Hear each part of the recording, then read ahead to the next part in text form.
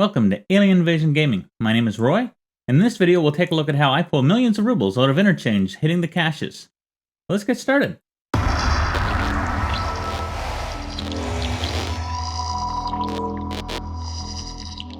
Before we take a look at my Interchange runs, did want to let you know that I stream on Mixer Mondays, Wednesdays, Fridays, and Saturdays from 7:30 p.m. to 11 p.m. Central. If you have any questions on Escape from Tarkov or this video in specific, feel free to stop on by and ask me any questions. Also, make sure you check me out on Twitter at Reglar10 and hit me with a follow to get notified when I go live. Also, there's a link to our Discord in the description if you want to stop by and ask a question that way. Okay, let's move on to the main video. The main way that I make money in Interchange is actually by hitting the various secret caches that are hidden around the map. I actually don't go into them all. I try to avoid as many players and scavs as possible. I also try to make these runs to be 15 minutes or less, depending upon where I spawn. And I find that the loot that I can pull in 15 minutes is just as good as some of the other items that I get, albeit no PvP. So if you don't like really grinding, then I definitely don't think that this method's going to work very well for you. But if you don't mind, putting a couple of hours in where you're just doing runs over and over again, hitting the stashes, then you can make quite a bit of money. And eventually, as you do more and more runs, it'll definitely build up. I've pulled millions of rubles out of these caches. Now, just be aware that this could get nerfed at any point. Battlestate Games has said repeatedly that they're uncomfortable with how easy it is to pull money out of maps with those stashes. And so there may be changes in the future. I'm about midway through the patch 12, but there may be changes in the future that make this strategy untenable. So please take that into account if you're looking at this video later. I filmed it in early March of 2020. All right, let's get into some specifics. As you saw in the example, I was running a nighttime raid, and I prefer nighttime raids. I just feel that there's less players hanging around. I don't want to be bringing in night vision gear, though, because that'll be very expensive. I do die on these runs. I probably have a 60 to 75% success rate on extraction. And that's a lot of money to lose while you're trying to make money. So, to make it easier to navigate in the dark, I use NVidia highlights, which allows me to boost up gamma and other aspects of the game.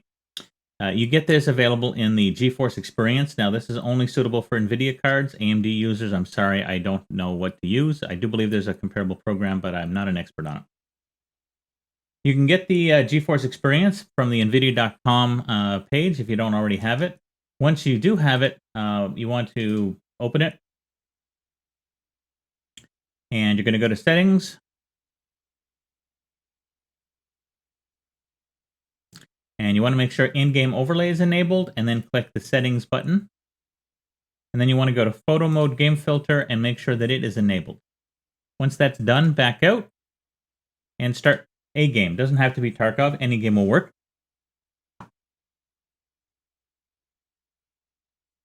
Once the game comes up, you're going to hit Alt F3. Make sure you do not hit Alt F4. That will close the game.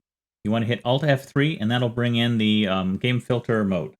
So here I'm going to hit Alt F3. Oh, didn't like it. Here, I did it again. And you can see that it has 3 slots for filters and as well as off. That's the default. So I have added, basically using the add filter, brightness and contrast, detail, sharpen, and color. For brightness and contrast, I have exposure at 0, 31% contrast, 20% highlights, minus 30% shadows, and gamma 17%, which is what raises the overall color level. For details, I have the sharpen at 50, clarity at 70, HDR toning at 49, bloom all the way down at 0. For sharpen, I have 50% at sharpen, and then I have ignore film grain at 73. This helps with taking away some of the graininess that you can get in the game. And then color, I have tint and intensity both down to 0. I have temperature at 0. This is basically the base color sort of platform, blue versus green, red. You could play with it if you want to. I left it at 0. And then vibrance, I turned it up to 65, 64.8. And that gives me a pretty bright color. If I turn it off here, you can see, it's a little more subdued. If I turn it on, then it's much brighter, and this enables me to see better in the map when I'm running the interchange maps. It also works perfectly fine for daytime runs as well. Okay, let's talk loadout. So I'm running a bare bones setup. No armor, a basic backpack, a rig, and a very basic gun, and I'll explain why. So when I'm doing these runs, to me, these runs are throwaway in that I want to make sure that I'm not taking in a ton of investment because you can die. You know, my success rate's probably between 60 and 70% on extraction. But those deaths can get expensive if you're taking in full kits, so I don't. I'm using a SKS Hunter. Basically, this is just a basic one that you can buy off the flea market. If you do buy it off the flea market, make sure that it's got the internal mag. Some people strip out the mag, sell that separately, so you've really got to check that it's got the internal mag before you buy the gun. But basically, I'm using the SKS. Why am I using this? A couple of reasons. One is it classifies as an assault rifle, and it's a top loader. And in Tarkov, when you do a reload, you get skill gain. Not a lot of skill gain. I think it can vary from like 0.1 down to much less than 0.1 as time goes on. But basically, what I try to do is leverage the time in game to work on my skills while I'm doing the loot runs. And so I will be reloading individual rounds into the SKS. I'm taking a gun instead of a pistol because I don't want to get tagged and cursed. That change that was put in by Battlestate Games to really try to have scavs run down pistol guys. For the ammo, I'm using the T45M. This is not the best round. Again, it's about price. It goes between 20 and 40 rubles a round, so it's very economical. But more importantly, it has a very high flesh damage, and so if you face tap, you will basically down whoever you are shooting. It's a very good round from a killing scav perspective. It is not great if you don't have very good aim and you're fighting a PMC and he's got an automatic weapon. You will lose that engagement 9 times out of 10. But still, for doing scavs and getting headshots, this is the round that I use. Now, I'll use a basic rig. I'm using a BlackRock because I had a BlackRock. You can get a Triton. Triton's about 20K on the flea market. By the way, the SKS is about 20K as well. Actually, a little less right now, so you can get it for less. And then I'm taking in a scav backpack, which, again, around 20K. You can get it for less. And basically, you're looking at like a 60K sort of investment. Now, I would take heals. I'm using a cart kit that I happen to have. And I took pain meds. I don't think you need to necessarily take pain meds. But if I ever get a leg shot out by a scav, it really comes in handy to help me extract. Nobody likes doing the one-leg shuffle trying to get to the extract point. A couple other things is if you don't have the cart kit, you should at least take in a piece of cheese. That's the yellow heal kit. And one of those 2-use bandages that you can buy from Therapist. That way, if you get a bleed or two, you're able to take care of it and still extract. Obviously, I have my secure container empty, and that is so that I can extract the most loot, even if I do die. Before we get into some example raids, let's talk about loot. Now, I run with an empty secure container when I do these runs so that I can maximize my loot. If you have an alpha, I definitely suggest you go empty. I know that you're going to need to heal. I would either bring a slice of cheese. I'm using a cart kit, but I mean, at the minimum, you should bring a piece of cheese and a Band-Aid so that if you do get into an engagement, typically with a scav, you can stop the bleed and heal up any damage you've got. Now, from a loot prioritization, I think everybody understands graphics cards, bitcoins, paracords, this ophthalmoscope, which I'm sure I mispronounced, are all high value, same as the Tetris. But some of these other items, perhaps you don't have memorized or you don't know the value of. And so I've listed them from most valuable to least valuable, although least valuable being relative. The thermometer here is, I think, about 50K rubles. And the whole point is you want to maximize the per slot value in your secure container. So if you've had a really good run and let's say you've got a ton of high valuable items already in your stash, and then you've got, let's say, a gauge, and here, let's say you've got a syringe.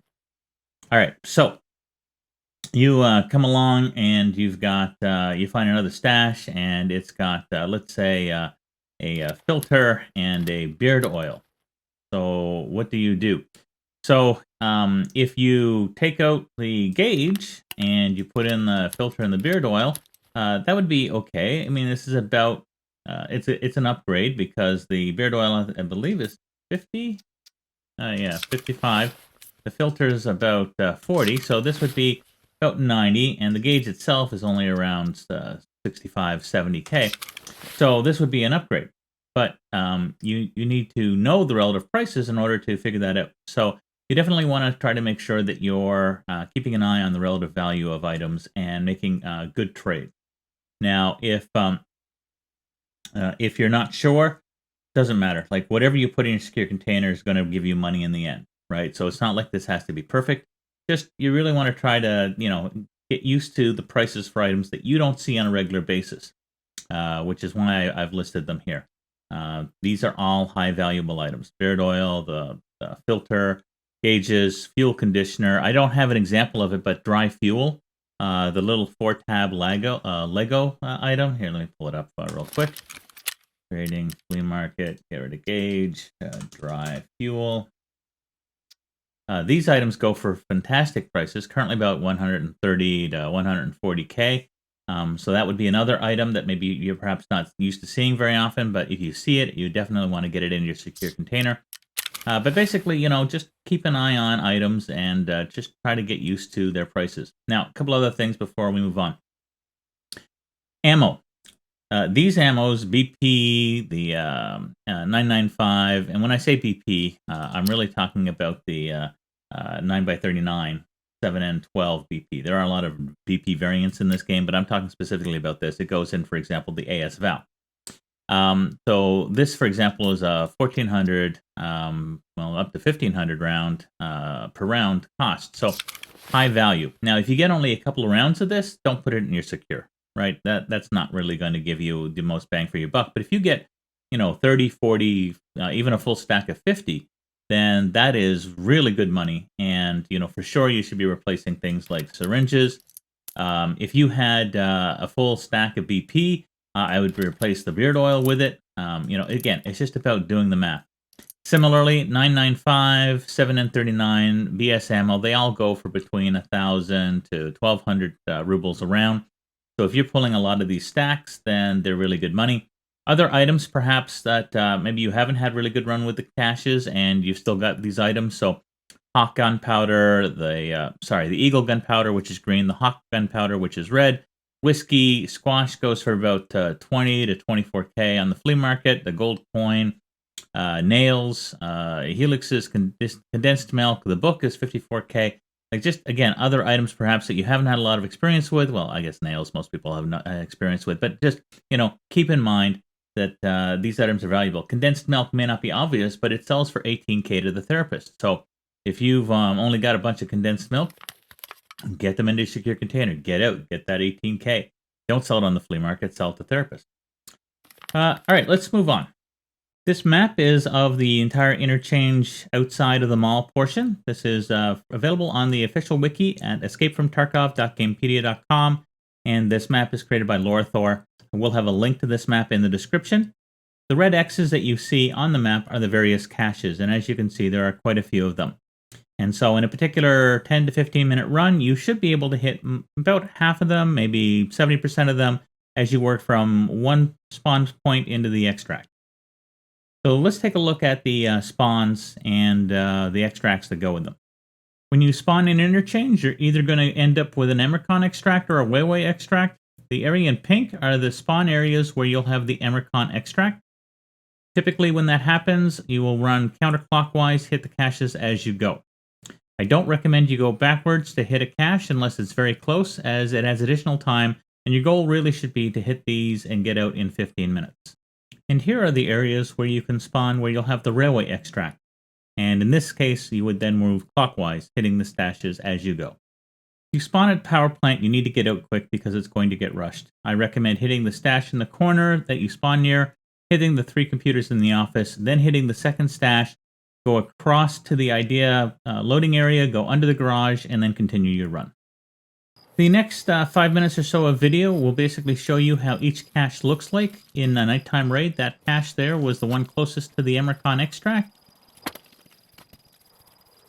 Next up will be the 2 that are at the ammo dump near the Emercon extract. There's a barrel one, and then kitty cat to that, And next to the other pile with the tarp on it is a wooden one. I know most people know about the barrel one. I don't think everybody knows about the wooden one.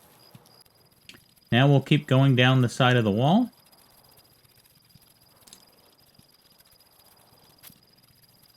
Next up will be one here on our right in a bush. Another wooden cover. Now we're going to go past the barrel fire. And in between those two saplings will be the next cache. Another wooden door, well, cover.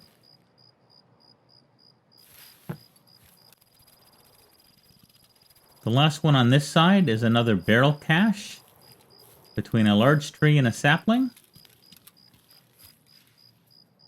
We are now going to go over to the ultra sign, where the next cache is. It's right in front of that one lone tree. Now the next cache will bring you in close proximity with scavs, and so you need to be careful. They will path over to this area. Here it is, a barrel cache. The scav spawns are on your left amongst the trunks and the tents, so take caution here. I don't push into the parking lot because I don't want to be too close to where players might see me if they're, going between garages or using the outside to get between the entrances. Next up is a cache near the lake, near the railway extract. So again, just sort of following the wall with it on its left. There are 5 caches in total in this area, so it's usually very lucrative. It also usually gets hit. So if you don't spawn at the railway extract, these may be empty. Next up is one in a rubble pile. It's another barrel cache.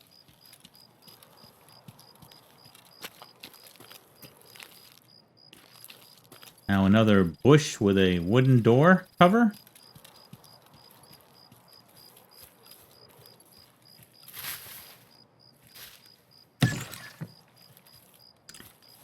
And then the final one near the railway extract is this rubble pile back here.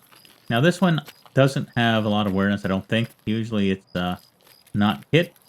So, make sure you check that one. The next one, the next 3 are located near the front of Idea. And so what I typically do is I will come underneath the overpass, jump over the highway, and then come back under the next overpass. Note, you need to crawl to get to this one. You can't do this standing up. So I had to change stance to crawl, or kneel, however you want to call that. Not crawl, I guess, but kneel. And now we're going to hit the next one. The second one is in the middle of the racetrack, right next to a bush. Here you can see I have a little bit of trouble finding it myself, so I came around, turned around, there it is.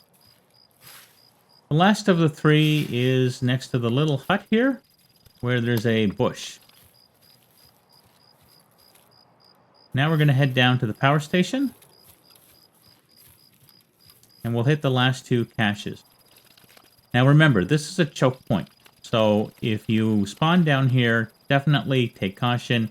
You are going to want to do the minimum amount of looting and get out. Or you're not going to get out.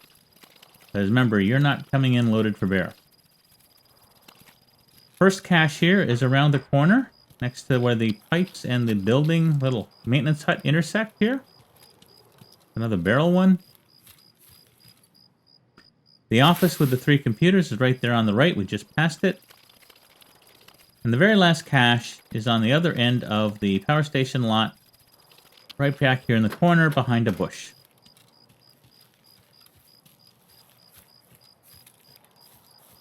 And that is every cache in the map. So if you made it this far into the video, thank you. I realize it was a very long video, but I really had a lot of data that I wanted to share with everybody. So appreciate you watching it through to the end. Please leave a comment and let me know if you have a better way of making money in Tarkov. I know that playing the market, as well as other strategies, such as running the tech stores in Interchange, can bring you more values. I know running the LEDX runs in Shoreline is another very viable method, but tell me what you do to make money in Tarkov. Also, if you could leave a like or a dislike on the video, I would appreciate it. It gives me feedback on what's working, what's not working.